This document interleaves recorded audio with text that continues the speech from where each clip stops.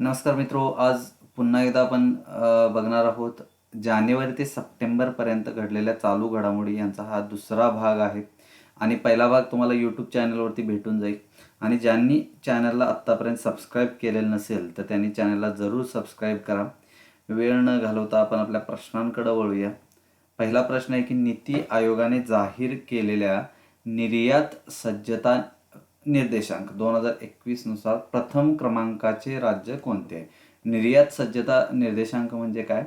तर एक्सपोर्ट प्रिपेअर्डनेस म्हणजे एखादं राज्य एक्सपोर्ट करण्यासाठी किती तयार आहे, तर हे याच्यामध्ये चेक केलं जातं. तर पहिलं राज्य कोणतं आहे तर गुजरात आहे. यानंतर कोणतं आहे तर महाराष्ट्र आहे. 3 नंबरला कुठला आहे? कर्नाटक. 4 नंबरला कुठला आहे? तमिळनाडू. ही एवढी स्टेट जरी माहिती असली तरी ठीक आहे आपल्याला. आणि 5वं आहे हरियाणा. ठीक आहे, तर ही आपल्याला 5 स्टेट माहिती असावी. ठीक आहे, GMK एवढं जरी माहीत असेल तरी लक्षात राहील. ठीक आहे, त्यानंतर पुढचा प्रश्न आहे की शाश्वत विकास उद्दिष्टे निर्देशांक 2021 नुसार भारत कोणत्या स्थानावर आहे? भारत किती स्थानावर आहे तर 120व्या स्थानावर आहे. किती देशांमध्ये तर 166 देशांमध्ये 120व्या स्थानावर आहे. हा निर्देशांक जो आहे तर तो कोण रिलीज करतं तर सस्टेनेबल डेव्हलपमेंट सोल्युशन्स नेटवर्क जे आहे, सस्टेनेबल डेव्हलप सोल्युशन्स नेटवर्क हे जे आहे तर हे काय करतं तर हा निर्देशांक रिलीज करतं. आणि याच्यानुसार पहिला देश कोणता आहे तर फिनलँड आहे. फिनलँड. दुसरा कोणता आहे तर स्वीडन आहे. तिसरा आहे डेन्मार्क. ह्या 3 देश आपल्याला माहिती असावे. ठीक आहे, कुठला कुठला? फिनलँड, स्वीडन आणि डेन्मार्क. ठीक आहे, आणि सगळ्यात शेवटी आहे ते central African Republic. Central African Republic. ठीक आहे, त्यानंतर पुढचा प्रश्न आहे की जागतिक प्रवास आणि पर्यटन विकास निर्देशांक कोणत्या संस्थेद्वारे प्रदर्शित केला जातो? हे केलं जातं कुठलं तर वर्ल्ड इकॉनॉमिक फोरम जे आहे, वर्ल्ड इकॉनॉमिक फोरम. तर या फोरमद्वारे हा जागतिक प्रवास आणि पर्यटन निर्देशांक जो आहे तर हा काय केला जातोय? प्रदर्शित केला जातोय. आणि भारताचा यावर्षीचा क्रमांक कितवा आहे तर 54वा क्रमांक आहे. याच्यामध्ये पहिला क्रमांक कोणाचा आहे तर जपान. त्यानंतर आहे अमेरिका आणि 3 नंबरला आहे स्पेन. ठीक आहे, आपला क्रमांक किती आहे तर 54 आहे. हा जो काही निर्देशांक आहे तर तो कोण रिलीज करतं? World economic forum. ठीक आहे, आणि सगळ्यात शेवटी कोणता आहे तर चाड, आफ्रिकन कंट्री. ठीक आहे, हे एवढं फारसं लक्षात नाही राहिलं तरी चालेल. आणि ही जी संस्था आहे वर्ल्ड इकॉनॉमिक फोरम तो एक आर्थिक मंच आहे. आणि असे वेगवेगळे रिपोर्ट काय केले जातात? रिलीज केले जातात. 1971 मध्ये स्थापना झाली आणि जिनिव्हामध्ये काय आहे तर याचं हेडक्वार्टर आहे. ठीक आहे, त्यानंतर थॉमस चषक 2022 अंतिम सामन्यात भारताने कोणत्या देशाला नमवून पहिल्यांदाच स्पर्धा जिंकली? तर इंडोनेशियाला भारताने हरवलं आणि ही पहिल्यांदाच स्पर्धा भारताने जिंकलेली आहे. सर्वात जास्त वेळा कोण जिंकले तर इंडोनेशिया जवळपास 14 वेळा जिंकलेला आहे. बरं, थॉमस चषक कशाशी संबंधित आहे तर बॅडमिंटन. ठीक आहे, बॅडमिंटनशी संबंधित आहे. आणि ही भारतानं पहिल्यांदाच जिंकल्यामुळं आपल्यासाठी ही महत्त्वाची राहील. ठीक आहे, त्यानंतर महाराष्ट्र केसरी 2022 या स्पर्धेत कोणत्या पैलवानाने जिंकलेली आहे? तर ही जिंकलेली आहे पृथ्वीराज पाटील, जे की कोल्हापूरचे पैलवान आहेत. आणि ही जी स्पर्धा आहे महाराष्ट्र केसरी तर ही कधीपासून सुरू झाली? 1961 पासून सुरू झाली. म्हणजे विभक्त महाराष्ट्र ज्यावेळी आपली जी महाराष्ट्राची स्थापना झाली त्यानंतर मग ह्या स्पर्धेला सुरुवात झालेली आहे. आणि याचं स्वरूप कसं असतं तर 1.5 किलो चांदीची गदा असते आणि 1,00,000 रुपये बक्षीस असतं. ठीक आहे, पहिली व्यक्ती कोण तर दिनकर पाटील. पहिली व्यक्ती कोण? दिनकर पाटील.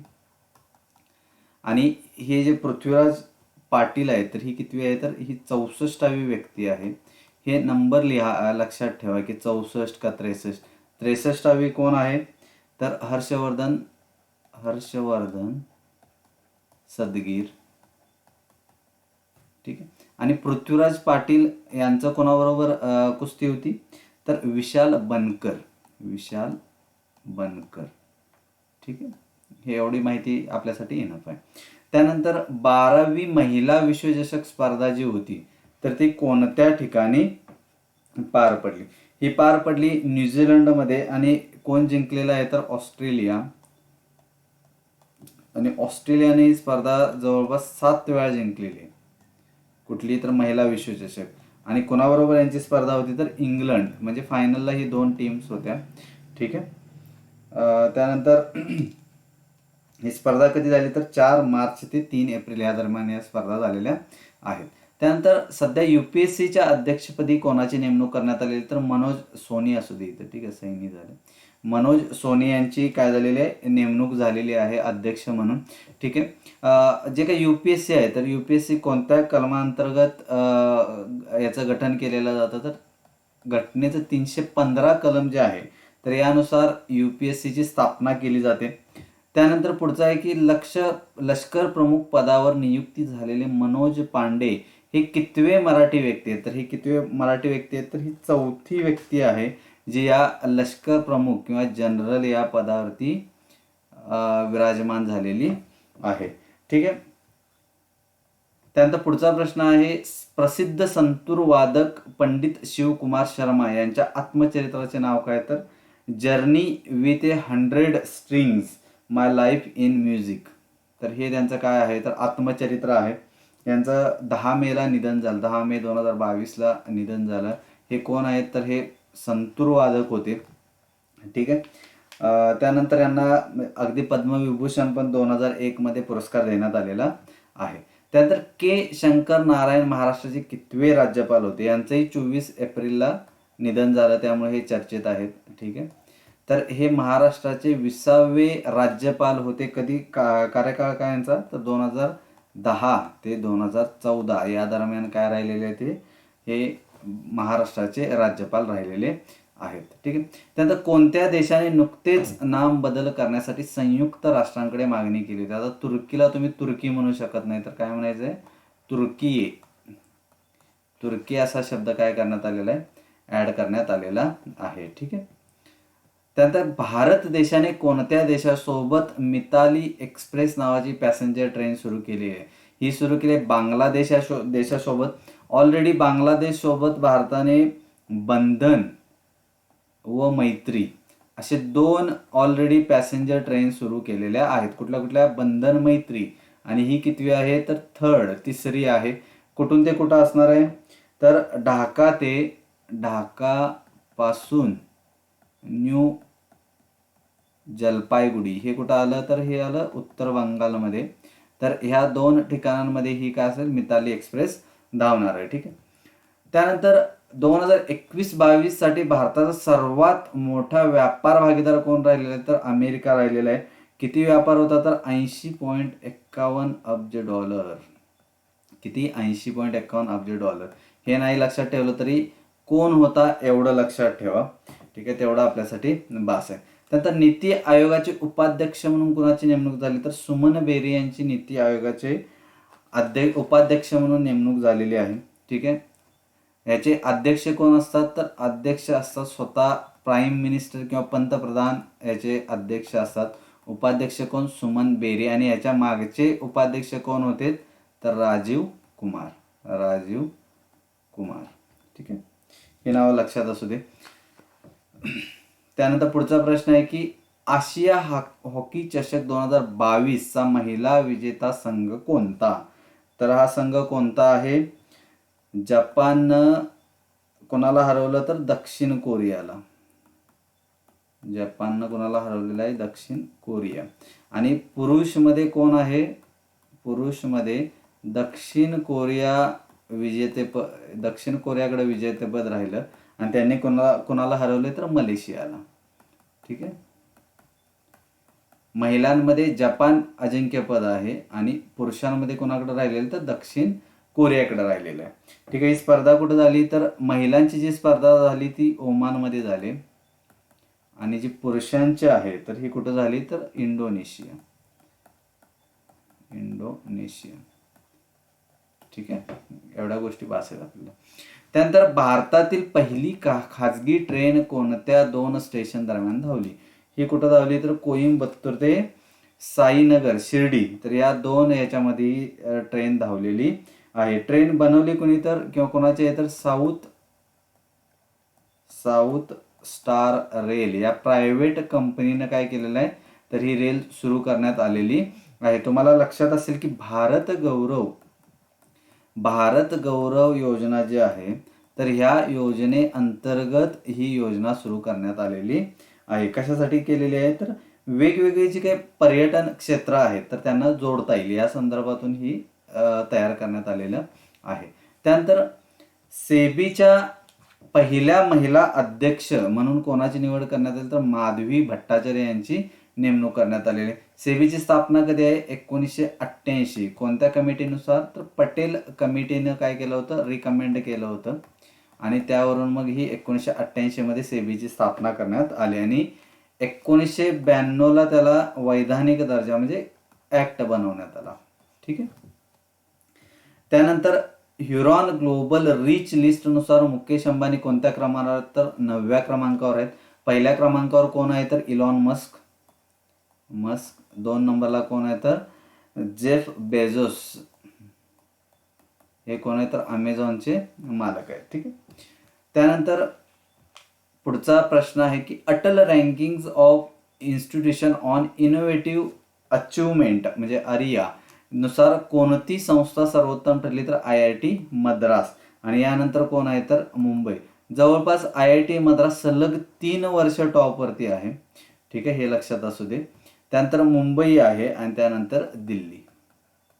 म्हणजे एखाद्या कॉलेज किंवा संस्थेनं किंवा एखाद्या शैक्षणिक संस्थानं नवीन कोणकोणत्या गोष्टी केलेल्या आहेत तर हे दाखवण्यासाठी म्हणून हा एक किंवा ही एक याला आपण स्पर्धा म्हणू शकतो. तर ह्याच्यानुसार चेक केलं जातं की नेमकं इनोव्हेटिव्ह नवीन गोष्टी कुठल्या कुठल्या संस्थांमध्ये केल्या जातात. ठीक.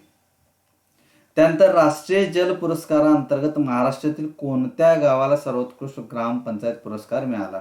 हे कोणाला मिळालं तर सुरडी म्हणून गाव आहे सोलापूरमध्ये. ऍक्च्युली हा 3रा पुरस्कार आहे पण महाराष्ट्रातून हे पहिलं आहे त्यामुळे इथं मी पहिलं म्हटलेलं आहे. ठीक आहे, सर्वोत्कृष्ट म्हटलेलं आहे. ठीक. त्यानंतर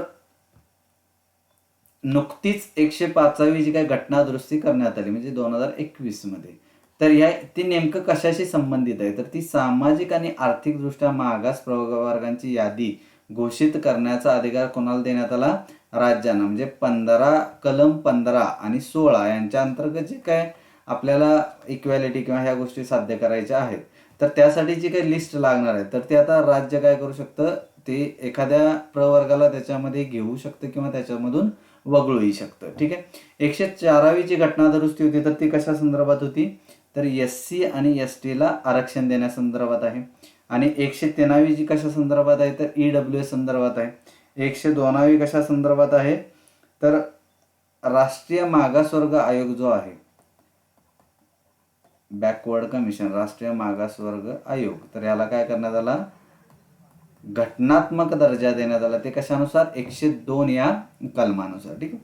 त्यानंतर BBC sports women of the year पुरस्कार कोणत्या खेळाडूला देण्यात आला तर मीराबाई चानू ज्यांनी टोकियो ऑलिम्पिक मध्ये पहिलं भारतासाठी मेडल मिळवून दिलं होतं ते कोणतं होतं सिल्वर. तर यांना विमेन ऑफ द इयर पुरस्कार देण्यात आलेला आहे. त्यानंतर भारताचे 25वे मुख्य निवडणूक आयुक्त म्हणून कोणाची नेमणूक करण्यात आलेली आहे ही नेमणूक करण्यात आलेली आहे राजीव कुमार यांची. ठीक आहे. राजीव कुमार कोण आहे तर हे झारखंड किंवा बिहार केडरचे IAS अधिकारी आहेत. ठीक आहे. हे कितवे मुख्य निवडणूक आयुक्त आहेत तर हे 25वे मुख्य निवडणूक आयुक्त म्हणून यांची नेमणूक करण्यात आलेली आहे. याच्या आधीचे कोण होते तर सुशील चंद्रा होते.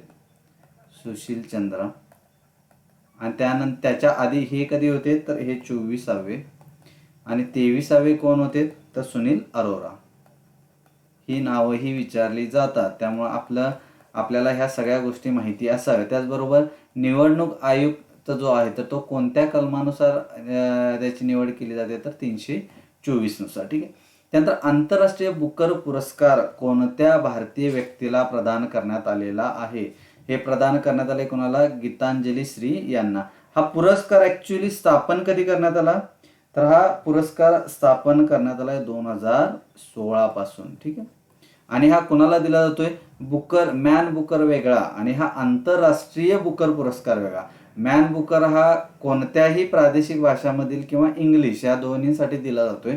आंतरराष्ट्रीय बुकर पुरस्कार हा फक्त इंग्लिश इंग्लिशमध्ये जर एखाद्यानं कादंबरी लिहिलेली असेल तर अशाच व्यक्तीला हा दर 2 वर्षांनी हा पुरस्कार देण्यात येतोय. ठीक आहे. आणि गीतांजली श्री या ज्या भारतीय व्यक्ती आहेत तर यांच्या टॉम्ब ऑफ सँड नावाच्या कादंबरीसाठी म्हणून त्यांना काय करण्यात आलंय तर हा पुरस्कार देण्यात आलेला आहे. ऑलरेडी त्यांनी माई, हमारा शहर, उस बरस, तिरोहित, खाली जगह, रेत समाधी अशी बरीचशी पुस्तकं लिहिलेली आहेत. ठीक आहे. त्यानंतर जागतिक प्रसार माध्यम स्वातंत्र्य निर्देशांक कोणती संस्था प्रदर्शित करते? आता हा जागतिक प्रसार माध्यम म्हणजे काय तर प्रेस फ्रीडम इंडेक्स आहे. प्रेस फ्रीडम इंडेक्स म्हणजे एखाद्या देशामध्ये वृत्तपत्रांना किती स्वातंत्र्य आहे तर त्याच्यावरती हा निर्देशांक अवलंबून राहतो. ठीक आहे. भारताचा विचार केला तर 150वा क्रमांक आहे 180 देशांमध्ये. ठीक आहे. हेच मागच्या वेळेस स्थान किती होतं तर 142 होतं, ते आता किती झालेलं आहे 150 झालं आहे. म्हणजे भारताचं स्थान उलट काय झालेलं आहे, खालावलं गेलेलं आहे. ठीक आहे. आणि सगळ्यात फ्रीडम कुठं आहे तर नॉर्वेमध्ये आहे. आणि त्याच्या खालोखाल विचार केला तर डेन्मार्क आणि त्याच्या खाली विचार केला तर स्वीडन. ह्या ज्या स्कॅन्डिनेव्हियन कंट्रीज आहेत तर या ठिकाणी तुम्हाला प्रेस फ्रीडम जास्त दिसेल. ठीक आहे. त्यानंतर IPL क्रिकेट स्पर्धा 2022 मध्ये ऑरेंज कप कोणत्या खेळाडूने पटकावलेला आहे? हे कोणी ऑरेंज कॅप कोणाकडे होती तर जोस बटलर यांच्याकडे आहे. त्यानंतर पर्पल कॅप कोणाकडे आहे तर पर्पल कॅप आहे युजवेंद्र चहल. मी फक्त चहल नाव लिहितो. ठीक आहे. युजवेंद्र चहल. त्याचबरोबर विनर कोणती टीम झालेली आहे तर गुजरात टायटन्स ही नव्यानं बनवलेली टीम होती. अजून एक कोणती टीम नव्यानं बनवलेली होती तर लखनौ. ठीक आहे. आणि गुजरात आणि कोणाचं फायनल होतं तर राजस्थान रॉयल्स जे की पहिलं जे IPL झालं 2008 मध्ये तर त्याचे हे कोण आहेत विनर आहेत. ठीक आहे. आणि ही यावर्षीच गठन केलेली नवीन टीम होती तर ही यावर्षीची काय आहे विनर आहे. ठीक. त्यानंतर जागतिक वायू गुणवत्ता अहवालानुसार कोणता देश सर्वाधिक प्रदूषित देश ठरला आहे? कोणता देश ठरलेला आहे तर बांगलादेश हा सर्वाधिक प्रदूषित देश आहे. सर्वाधिक प्रदूषित शहर म्हटलं तर भिवडी भारतामधील शहर आहे. सर्वाधिक प्रदूषित जर एखादी राजधानी विचारली तर ती येईल कोणती? दिल्ली राजधानी. ठीक आहे. या दोन्ही गोष्टी लक्षात ठेवा. ठीक आहे. हे नेमका हा रिपोर्ट कोणी दिलेला आहे तर IQAir म्हणून एक स्वित्झर्लंड मधली संघटना आहे तर त्यांनी काय केलेलं आहे तर हा रिपोर्ट काढलेला होता. ठीक आहे. त्यात जागतिक आनंद अहवालानुसार कोणता देश सर्वाधिक आनंदी देश ठरलेला आहे? फिनलँड हा सर्वाधिक आनंदी. आणि सर्वात दुःखी देश कोणता आहे तर अफगाणिस्तान. सर्वाधिक दुःखी देश कोणता आहे? अफगाणिस्तान. सर्वात आनंदी फिनलँड आहे. फिनलँड पाठोपाठ जर विचार केला तर डेन्मार्क आहे. म्हणजे स्कॅन्डिनेव्हियन कंट्रीजचा तुम्ही विचार करू शकता. त्यानंतर आईसलँड आहे. ठीक आहे. आणि इकडं काय आहे तर अफगाणिस्तान आहे, लेबनन आहे. ठीक आहे. सगळ्यात शेवटी अफगाणिस्तान आहे. ठीक. आणि जागतिक आनंद दिवस कधी साजरा केला जातोय तर जागतिक आनंद दिवस हा 20 मार्चला साजरा केला जातो. कधी? 20 मार्चला. हेही लक्षात असावं. त्यानंतर 2021चा ज्ञानपीठ पुरस्कार कोणाला प्रदान करण्यात आला तर हा प्रदान करण्यात आला आहे दामोदर मावजो यांना. ठीक आहे. ह्याच्या आधी 2020चा जो पुरस्कार होता तर तो कोणाला देण्यात आलेला? नीलमणी फुकन म्हणून होते. नीलमणी तर यांना आसामी भाषेसाठी देण्यात आलेला होता. आणि मावजो यांना कशातला तर कोकणी भाषेसाठी किंवा कोकणी साहित्यासाठी देण्यात आलेला आहे. ठीक आहे. याच्यातला पहिला पुरस्कार कोणाला देण्यात आलेला तर गोविंद शंकर कुरूप यांना पहिला पुरस्कार देण्यात आलेला आहे. आणि प्रथम महिला कोण तर आशापूर्णा देवी या काय आहेत तर पहिल्या महिला आहे ज्यांना ज्ञानपीठ हा साहित्य क्षेत्रातला सर्वोच्च पुरस्कार मानला जातो. त्यानंतर मुख्यमंत्री मितान योजना जी आहे तर ही कोणत्या राज्याने सुरू केली? छत्तीसगड राज्यानं सुरू केले. कशासाठी आहे? तर मितान अंतर्गत काय केलं जाईल की ज्या जवळपास 100च्या वर ज्या काही सार्वजनिक सेवा आहेत तर त्या घरपोच सेवा पोहोचवण्याचं काम ह्या योजनेअंतर्गत केलं जाईल. ठीक आहे. त्यानंतर लता मंगेशकर यांनी निर्मिती केलेल्या चित्रपटांची नावे कोणती? तर हे वादळ, झांजर, कांचनगंगा, लेकिन ही चारीच्या चार चित्रपट कुणी निर्मिती केलेली आहे? तर लता मंगेशकर यांनी. ही नावं मला ऍक्च्युली एखादं घेण्यापेक्षा म्हटलं सगळीच घेता येईल आपल्याला. ठीक आहे. त्यानंतर डॉक्टर के सिवन यांच्यानंतर कोणाची इस्रोचे अध्यक्ष म्हणून नेमणूक करण्यात आली? तर डॉक्टर एस सोमनाथ. आणि हे असे कितवे अध्यक्ष आहेत? तर 10वे अध्यक्ष आहेत. ठीक आहे. याच्या आधी कोण होते? डॉक्टर के सिवन. आणि पहिले कोण? तर विक्रम साराभाई हे पहिले काय होते? तर इस्रोचे अध्यक्ष राहिलेले आहेत. ठीक आहे. त्यानंतर भारतीय वन सर्वेक्षण अहवालानुसार कोणत्या राज्यामध्ये वनक्षेत्रात सर्वाधिक वाढ झाली? कोणत्या? तर आंध्र प्रदेशमध्ये. याच्या खालोखाल तेलंगणा. ठीक आहे. आणि सर्वाधिक घट झालेलं राज्य कोणतं? घट झालेलं राज्य कोणतं? तर अरुणाचल प्रदेश. अरुणाचल प्रदेश. आणि त्याच्या खालोखाल जर बघितला तर मणिपूर. म्हणजे तुमच्या लक्षात येईल की हा जो प्रदेश आहे तर हा कुठं आहे? तर दक्षिण भारतात. आणि घट झालेला जो प्रांत आहे तर तो कुठं आहे? अरुणाचल प्रदेश, मणिपूर. म्हणजे याच्यावर एक लॉजिक काय लावायचं की जिथं आत्ता प्रोग्रेस व्हायला लागली तर त्यांनी काय केलं? म्हणजे हे जे ईशान्य भारत आहे तर तिकडं आत्ता त्यांनी इंडस्ट्री किंवा बाकीच्या गोष्टींसाठी त्यांनी वनांचं किंवा झाडं तोड सुरू केलेली. आणि हेच आपल्याला इथं थोडंसं आंध्र प्रदेश आणि तेलंगणामध्ये झाड वाढलेली दिसतील. ठीक. त्यानंतर लोकशाही निर्देशांक अहवाल कोणती संस्था प्रदर्शित करते? हे कोण करतं? लोकशाही निर्देशांक म्हणजे काय? कोणत्या देशामध्ये लोकशाही ही टिकून आहे किंवा एका चांगल्या फॉर्ममध्ये अजूनही तशीच आहे तर ती इकॉनॉमिक्स इंटेलिजन्स युनिट जे आहे, इकॉनॉमिक्स EIU हे काय करतं? तर हा अहवाल देतं. आणि याच्यामध्ये जर भारताचा क्रमांक बघितला तर तो अगदी 46वा क्रमांक आहे.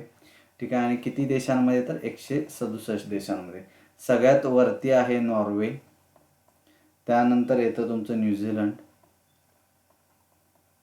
आणि त्याच्या खालोखाल आहे फिनलँड. आणि जर सगळ्यात शेवटी असणारा देश आहे अफगाणिस्तान. ठीक आहे. सगळ्यात शेवटी काय आहे? तर अफगाणिस्तान. कारण इथं तालिबानमुळे काय झालेलं आहे की तालिबानच्या हातात राज्य गेल्यामुळं डेमोक्रेसी शिल्लक राहिलेली नाही. ठीक आहे. त्यानंतर हेनली पारपत्र निर्देशांक. पारपत्र म्हणजे काय? तर पासपोर्ट. हेनली पारपत्र निर्देशांकानुसार भारत कोणत्या स्थानावर आहे? तर 84व्या स्थानावर. हे काय केलं जातं? तर कोणता पासपोर्ट सगळ्यात स्ट्रॉंग आहे हे बघितलं जातं. तर कोणता आहे? तर जपान आणि सिंगापूर. तर ह्या दोन देशांचा पासपोर्ट काय आहे? तर सगळ्यात स्ट्रॉंग आहे. ठीक आहे. त्यानंतर जागतिक आरोग्य दिन 2022 ची संकल्पना काय आहे? तर याची संकल्पना आहे आवर प्लॅनेट आवर हेल्थ. आवर प्लॅनेट आवर हेल्थ. ठीक आहे. आणि जागतिक आरोग्य दिन कधी साजरा केला जातो? 7 एप्रिलला. ठीक आहे. 7 एप्रिल. त्यानंतर पुढचा प्रश्न आहे की 2021-22 मध्ये सर्वाधिक थेट परकीय गुंतवणूक आकर्षित करणारे राज्य कोणते? तर कर्नाटक आहे. त्याच्या खालोखाल महाराष्ट्र आहे. आणि त्याच्या खालोखाल आहे दिल्ली. ठीक आहे. आणि जर देशांचा जर कुठून आलं सगळ्यात जास्त परकीय गुंतवणूक झाले तर सिंगापूर. त्याच्या खालोखाल आहे अमेरिका. आणि त्याच्या खालोखाल आहे मॉरिशस. आणि हे नेहमी विचारले जाणारे म्हणजे इकॉनॉमीच्या सेक्शनमध्ये हे नेहमी येणारे प्रश्न आहेत. सर्वात जास्त FDI कुठून आला? तर सिंगापूरमधून, 2 नंबरला अमेरिकेमधून आणि 3 नंबरला मॉरिशसमधून. आणि कोणत्या राज्यामध्ये आला? तर कर्नाटकमध्ये सगळ्यात जास्त FDI आलेला आहे. महाराष्ट्रामध्ये 2 क्रमांक आणि दिल्ली हा 3 क्रमांक. ठीक आहे. हे लक्षात ठेवा. त्यानंतर जगात संरक्षणावर सर्वाधिक खर्च करणारा देश कोणता आहे? तर हा आहे अमेरिका. त्याच्या खालोखाल कोण? तर चीन. आणि आपण किती नंबरला आहे? तर 3 नंबरला भारत आहे, जो की संरक्षणावरती आपण काय केला जातोय, खर्च केला जातो. ठीक. त्यानंतर आंतरराष्ट्रीय शस्त्रे हस्तांतरण कल अहवाल कोणती संस्था प्रदर्शित करते? हे कोण करतं? तर Stockholm International Peace Research Institute, म्हणजे सिप्री जी संस्था आहे तर ही काय करते, तर ह्या जो काय अहवाल आहे तर तो काय करते, प्रदर्शित करण्याचा प्रयत्न करते. आणि याच्यानुसार सगळ्यात जास्त शस्त्रे आयात करणारा देश कोणता आहे, तर भारत. आणि त्याच्या खालोखाल कोणता आहे, तर सौदी अरेबिया. Saudi Arabia. ठीक. आणि याच्या खाली येईल इजिप्त. त्यानंतर INS वागशीर पाणबुडी पाण्यात किती खोलवर जाऊ शकते, तर 350 मीटर पर्यंत जाऊ शकते. याचं स्पीड किती आहे, तर 20 नॉट्स हा त्याचा स्पीड आहे. त्याचबरोबर किती दिवस ते पाण्यात राहू शकते, तर 45 ते 50 दिवस ही पाणबुडी काय राहू शकते, पाण्यात राहू शकते. ठीक आहे. कुठून तुम्हाला प्रोजेक्ट 75 माहिती असेल, प्रोजेक्ट 75 याच्या अंतर्गत 6 अशा पाणबुड्यांचं जलावरण करण्यात आलं. पहिली होती कलौरी, दुसरी आहे खांदेरी, तिसरी आहे वागीर, त्यानंतर करंज. ही नावं आपल्याला पाठ पाहिजेत. त्यानंतर वेला आणि शेवटची आहे वागशीर, ही जी की आत्ता ज्याचं जलावरण करण्यात आलेलं आहे. ठीक आहे. त्यानंतर UNEPच्या अहवालानुसार भारतातील सर्वाधिक ध्वनी प्रदूषण असणारे शहर कोणते? मुरादाबाद, उत्तर प्रदेश. आणि जर देशामधील जगामधील विचारलं तर कोणता असेल? ढाका. आणि देशातलं विचारलं तर मुरादाबाद. ठीक आहे. त्यानंतर संरक्षण मंत्र्यांनी एकाच दिवशी कोणत्या 2 युद्ध नौकांचे जलावरण केलं, तर एक तर सुरत विनाशिका आणि दुसरी उदयगिरी फ्रिगेट. आणि ही असं 2 युद्ध नौकांचं जलावरण करण्याची ही काय तर पहिलीच वेळ आहे. त्यामुळे हे दोन्हीची नावं आपल्या लक्षात असावीत. आणि कुठून केले, तर माझगाव डॉकयार्डमधून. ठीक आहे. माझगाव डॉकमधून म्हणावं तर हे आपल्याला दोन्ही गोष्टी माहिती असाव्यात. त्यानंतर क्वॅड 2022 कोणत्या देशामध्ये पार पडली, तर ही टोकियो जपानमध्ये पार पडली. क्वॅड काय आहे, तर 2017 मध्ये एक संघटना स्थापन झाली. कोणाकोणाची? भारत, ऑस्ट्रेलिया, अमेरिका आणि जपान.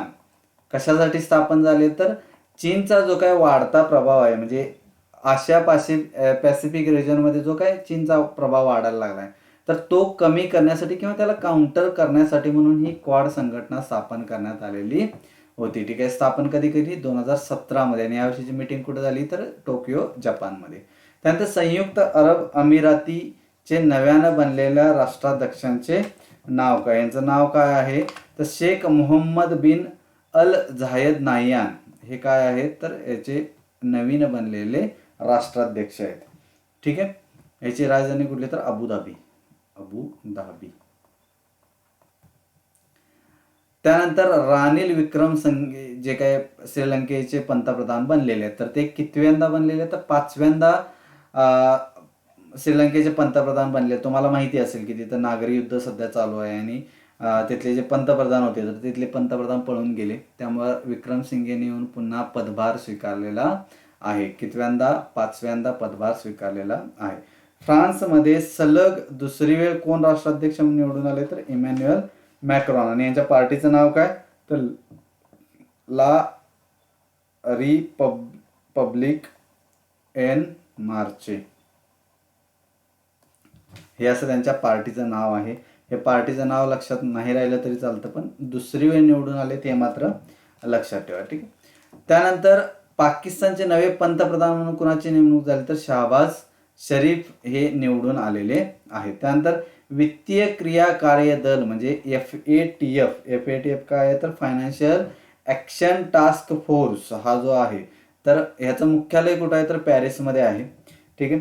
ह्याची स्थापना कधी झाली, तर 1989 मध्ये याची स्थापना झाली होती. आणि सध्या किती देश आहेत, तर 39 देश याचे मेंबर्स आहे. ठीक आहे. हे एक लिस्ट मेंटेन करतं, म्हणजे ब्लॅक लिस्ट आणि ग्रे लिस्ट. तर कशा संदर्भात, तर काही देश जे की मनी लॉन्ड्रिंग करतात किंवा दहशतवादाला पैसा पुरवतात, तर अशा देशांना ह्या ब्लॅक आणि ग्रे लिस्टमध्ये काय करण्यात येतं, ॲड करण्यात येतं. त्यामुळं काय होईल की येत्या काळात मग हे देश हे असे सँक्शन्स वगैरे लादल्यामुळं कदाचित ह्या गोष्टी कमी करतील. ठीक आहे. आणि याचं हेडक्वार्टर कुठं आहे तर पॅरिसमध्ये. त्यानंतर संयुक्त राष्ट्रांचे मानवाधिकार परिषदेच्या अध्यक्षपदी कोण आहे तर नजहत शमीम जे आहेत या काय आहेत तर याच्या अध्यक्षपदी आहेत. आणि स्थापना कधी झाली तर 2006 मध्ये स्थापना झाली.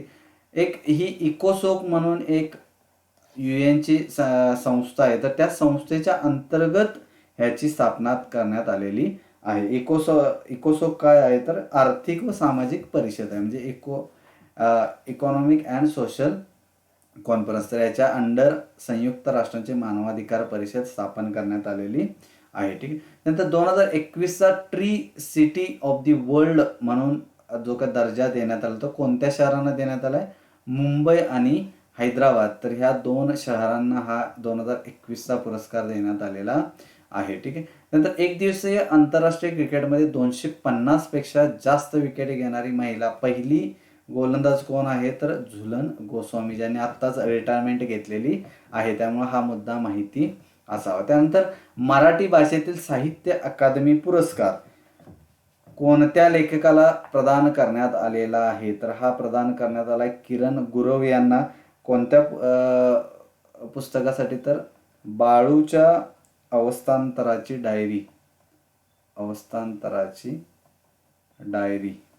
या पुस्तकासाठी, म्हणजे हे काल्पनिक पुस्तक आहे, तर यासाठी म्हणून त्यांना मराठी भाषेतील साहित्य अकादमीचा पुरस्कार देण्यात आलेला आहे. ठीक आहे. त्यानंतर मराठीतील साहित्य अकादमी युवा पुरस्कार कोणाला प्रदान करण्यात आला तर हा करण्यात आला प्रणव सुखदेव यांना. कशासाठी तर काळे करडे स्ट्रोक्स म्हणून पुस्तक लिहिले त्यांनी, काळे करडे स्ट्रोक्स. तर या पुस्तकासाठी म्हणून त्यांना काय करण्यात आलंय तर युवा पुरस्कार. आणि हा पुरस्कार कधी सुरू झालाय तर 2011 पासून. ठीक आहे, हे लक्षात असते. त्यानंतर आंतरराष्ट्रीय सौर आघाडीचा 103वा सदस्य देश कोण आहे तर सिरिया हा देश 103वा सदस्य म्हणून नेमण्यात आलेला आहे. ही कधी अलायन्स तयार झाली तर 2015 मध्ये भारत आणि फ्रान्स या दोन्हींच्या पुढाकारामुळं आंतरराष्ट्रीय सौर आघाडी स्थापन करण्यात आलेली आहे. आणि याचं हेडक्वार्टर कुठं आहे? हेडक्वार्टर आहे गुरुग्राम कुठं आलं तर हरियाणामध्ये. ठीक आहे. त्यानंतर शेवटची स्लाइड आहे की 2021चा सरस्वती सन्मान कोणत्या साहित्यिकाला देण्यात आलाय तर रामदर्श मिश्रा, जे की प्रोफेसर आहेत, तर यांना यांच्या मैं तो यह हूं या कादंबरीसाठी म्हणून देण्यात आलेला आहे.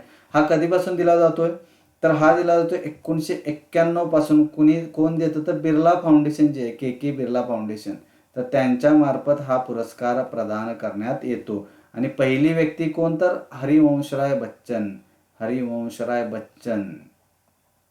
अमिताभ बच्चन यांचे वडील, तर यांना हा पहिला पुरस्कार देण्यात आलेला होता. ठीक आहे. त्यानंतर मोदी पर्व या प्रसिद्ध पुस्तकाचे लेखक कोण आहेत तर श्रीराम पवार, हे संपादक आहेत, आय थिंक लोकमतचे संपादक आहेत.